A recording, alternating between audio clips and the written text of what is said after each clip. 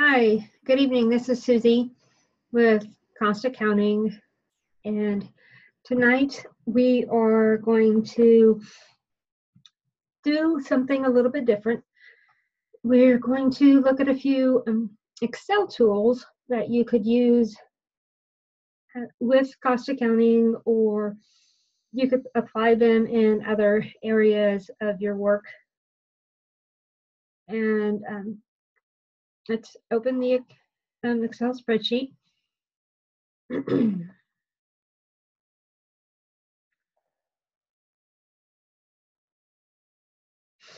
Okay, so here I have an Excel spreadsheet that shows PO name or PO number, company name, product line, part number, a fill date, and amount. Excuse me. Let's just first start out with we need to know what two of the companies have ordered from us. You can see these are all old fill dates. And this is just random data that has been put in. So one way you could do it is you could use filter for those company names. And by doing that, you could either just have your cell on, or cursor on the cell on line 1, or I usually just highlight the whole line so I'm sure I get everything filtered. Then do data, filter, and then let's filter for the company. The first one we want to know the total for is Tiny Toons. So there's two ways we could do it. We could first start just typing in Tiny Toons, and it's going to bring up anything with the name Tiny in it. Or the other thing we could have done is we could select all, and then just scroll through until we found Tiny Toons and selected it. Said, okay. Then there's two things we could do. One is we could just highlight that column, and down at the bottom, we can see the total is $7,888.72. Or we could actually insert the formula for sum, which here's the formula for sum. And it shows a subtotal, F2 to F53. And that gives us that total. Or the other way we could do it is you type in the equals sum in the open parentheses, go up to the top number, which is F2, the colon for F2 through, then the last cell.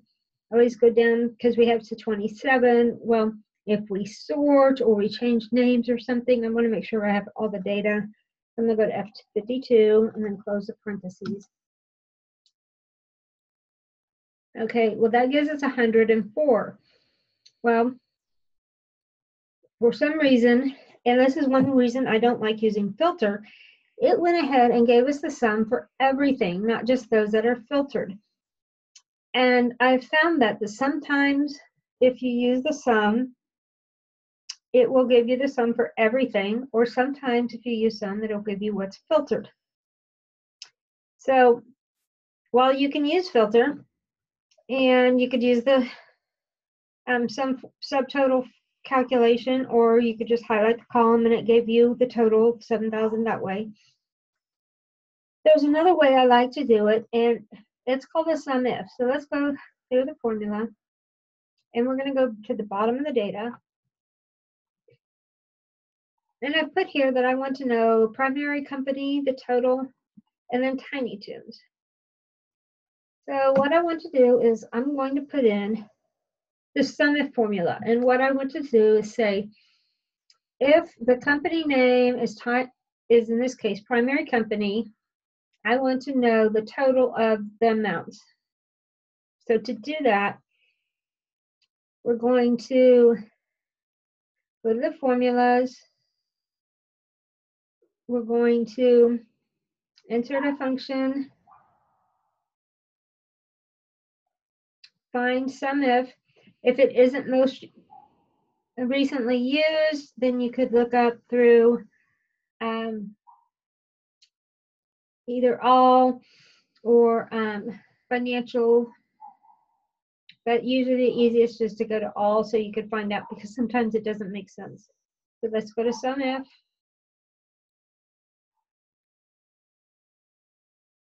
And so there, it says the range. So all the cells with the specified conditions. So we want to go to the range of all of them that would have primary company. So that would be in B, all of those cells. Okay, and what are the criteria? We wanted to say primary company. We can, whoops, I didn't change cells. So here we need to go there.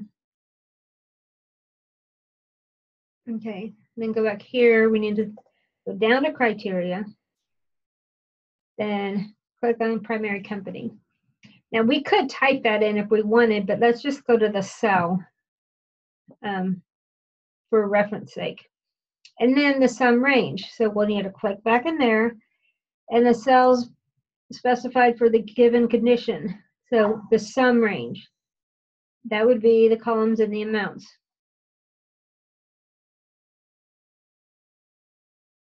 So we have it there. So we have everything filled in. We're going to do OK. And that tells us everything for primary company is 7,024. Now we can just fill down that formula. In this case, it happened to be right because Tiny Toons is in row 2, but we started this on B1. Now, had we started this on B2 and copied this down, let's say, show you if we started this on B2, where the data actually started, and then copied it down, you can see this isn't correct because it doesn't include the first one. Because, you know, in Excel, when we move that formula down to here, it moved everything down. So it moved B2 down to B3. It moved B51 down to B52. So what we would want to do is change these to absolute values, because that range is always going to be the same. So to change them to absolute values, you would highlight them. And then you use your F4 to toggle.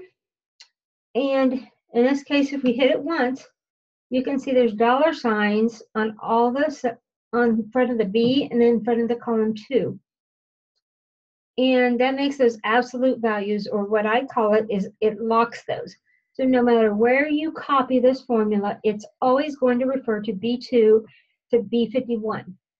So if I move it down 5 rows or move it across 10 columns, it's always going to refer to the column that has company, and it's going to refer to those rows that have data in them. So that's how I want it.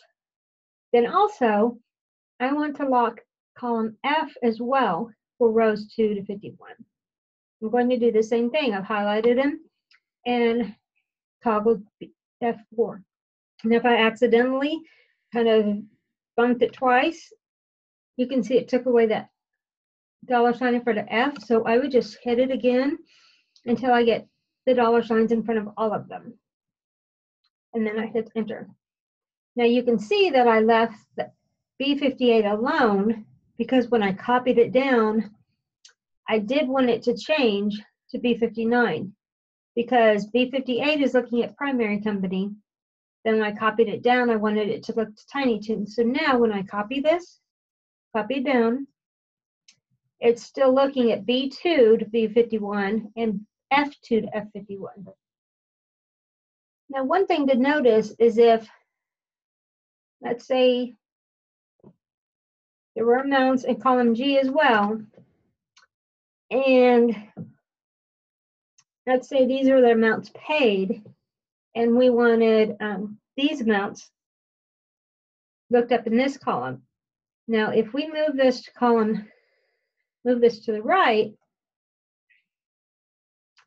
well, as you can see, it's still looking at B1 for the company name, but now it's looking at C58. Well, C58 is a dollar amount. We want it to be looking at B58. But it's also looking at F instead of G. So what we would want to do in this case is B52 is correct, B2 to B51 because it's still the company name. And in this case, B58, we want it to lock on the column B, but not the 58 because we do want it to change if we copy down. So we would toggle the 50 or the F4 so that it locks on B, and you can see as we hit F4, it changes where the dollar sign is and how it locks the absolute value. And one more time, now it's locking on B, so no matter where we copy the formula, it's always going to be pointed at B, but it will change what row it's on. So now I'm going to leave it there so it's locked onto the B, but it will change what row. Now I'm going to change F in this case because I do want it to change if I move what column. In this case, I moved over column 1 to the right because I wanted it to look at the amounts in column G, which are to the right of F. So I'm going to do the same thing. I'm going to highlight this, but I'm only going to hit F4 once because now it's going to look at the same rows, 2 through 51, but now it will move from column to column as I copy right to left. So I'm going to hit enter, and we can see if I copy this to the right, it is going to look at G2 to G51 instead of F. But it still looks at B51, which is the company name. And so here, if I copy it down, it looks at Tiny Toons, which is B51, the company name, or B59, but it is now looking at G, which is the amount in column G, instead of F. So we've learned two things. One, we learned the sumif. So now we know what the total is for primary company and just the total for Tiny Toons, which could be easier than doing a filter, because if we did the filter,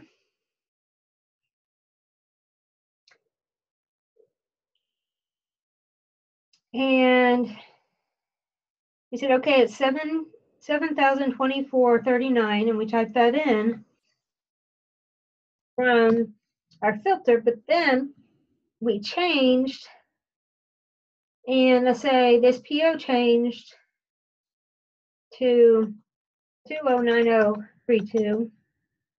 Well, when we did the filter last, it was this amount, but it's changed in the data. So as you can see, the sumif formula changed, but unless we go and do a new filter, we didn't, that amount wasn't updated. So by doing the sumif formulas, then those changed. Now, another thing that is very useful, if you needed the totals for everything, or every company, we could just do a pivot table. And so in this case, I want to know the company totals, and I want to know every company. So I'm going to, okay, the first thing is you have to have your cell within the table. And I'm going to delete G because that's irrelevant information. It's just a duplicate of F. So as you can see, if I have my cell here and I go to Insert, Pivot Table, it wants me to select the table or range. Now I can go and do that because I can come here and select it, but I can tell you it's far easier than if I have it here Then if I do insert pivot table, it knows it's selected a table or range. It selected all the data that is together. Now, if there had been a blank column, it probably wouldn't include that. Or if you had blank rows, they might not be included.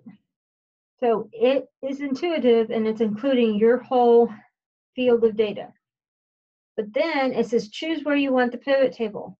Do you want it on a new worksheet or do you want it somewhere on this current worksheet? I just want it on a new worksheet, so I'm going to say OK. So here's opened up a new sheet. What fields do I want? Well, I said I needed totals by company, so the first field I would want is total or is company. Then totals, I would want the amounts. And when I clicked on amounts, it's like, oh, you probably want the sum of amounts and values. Okay. So it was kind of intuitive. And so here, it's provided me the amounts for each company. Then you can do a couple things at this point. One is you can sort these. By sorting them, you can left click and sort smallest to largest or largest to smallest. I usually like to see what customer has the most sales first, so I'm going to do largest to smallest. So now I can see Ego, then Mighty Men, then Tiny Toons. And then because these are dollars, I'm going to go ahead and do, you can do format cells and then currency. And I just did it that way if you just did format cells. However, if you do, because you're using format cells and you highlighted that, if you do value field settings, because it's field, not just format cells, but do the settings for that whole field. Now it's number format because we're doing the whole field, which is the field of amount. Now I'm going to tell it currency. Said okay and okay. Now change the whole field to $1. So you can see you either needed to highlight it all and do format number or change it by the field. Now another thing is, if we go back to this, you can see I have product line or part number.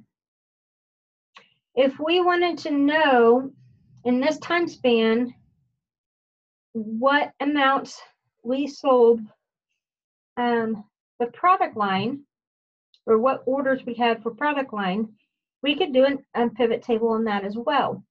Again, we would do insert pivot table. It highlighted the pivot or the data table. And I'm going to do a new worksheet.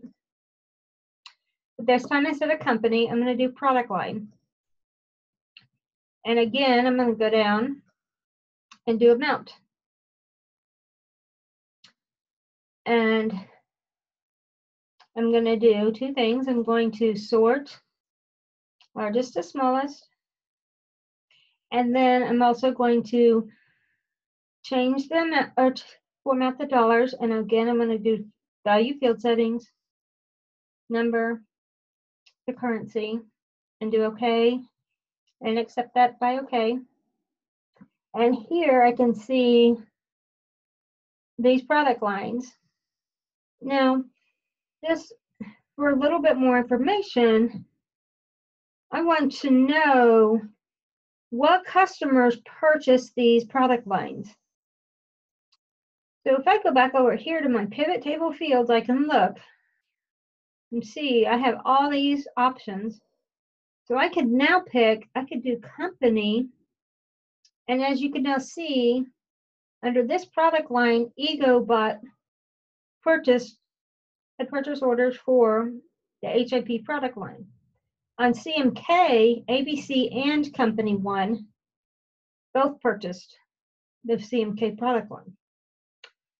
Under MER, Ego and Mighty Men. Mighty Men. Now, another thing that is very interesting is if we wanted to break it down further, if we needed to know for, I'm going to take the company out. Now, that way it showed us, I'm going to put it back in, this way shows us the company for each product line. Now, we don't really want to know the company for every product line, because that gives us a lot of information, because we have the 30 some product lines. But let's say we had a quality issue with TMP or CMK and RXO product lines. So we need to know who we sold those two product lines, but we don't really care about the others at this point for this issue. So what we could do is what is called a drill down. If we put the cursor on the dollar amount and double click, you can see it opened up another sheet. On this product line, it gives you all of the detail. It shows you that ABC purchased that product line on this PO even. And then ABC also purchased from these two POs. And then company one with these two POs, and even gives you the dates of the POs, so that if you only had a quality issue in 2015, then you know it's only going to impact ABC. If it affected the whole product line since 2013, then you need to contact both companies about all 5 POs. Now, if we go back here and then we go click on RXO, again, it drills down and shows you all 4 POs for Ego Inc. So this is very helpful in showing you that these pivot tables can give you a wide variety of information. It can show you how much your total sold to the company. If we want to take the amount off, and I just want to know a count of POs for the company. Now, because PO was a number, it brought up sum. So that is one thing you have to watch for, but I wanted to know count. So what I'll do is click on sum of PO, go to value field settings, and it comes up sum, so I'm going to change it to count. Then as you can see, one of these is in dollars. So I'm going to go back here and make sure it's number, but I don't want decimals since it's a count, and I want to use the comma for thousands in case there's any that are thousands, and say okay. It's still in count because I want to count the number of POs that were issued to us from these companies, and then say okay. So as we can see, for this time period, these were the number of POs. We had 11 from Ego and 11 from Mighty Men. Then 4 from Tiny Toons and ABC. And again, I could sort these. So we have them in order from quantity of orders. So with the pivot table, you can get a lot of information from this tool. Besides sum and count, you could also do average and a few other things, but I've found the sum or the count are my 2 most common fields that I've used. And then doing the drill down option is very handy when you need to know the details for just a few things. Instead of going back to your whole data sheet, then you can look at just the few pieces of data for the 1 or 2 fields, or 1 or 2 types of pieces of information that you're most concerned with. I hope you found this helpful. This is how you could use it for cost accounting, because you could look up the parts that were required to produce one product line, the parts that were used for one PO, what POs or what product lines that use one certain part. And then there's 1,000 other applications in different areas that you could use. So I hope you found this helpful. If you have any questions, please let me know, and I can help walk you through this. If you have an example and you would like to walk through this, please let me know, and I'll be more than happy to help you. So I hope you're having a good week, and we will talk to you later. Bye.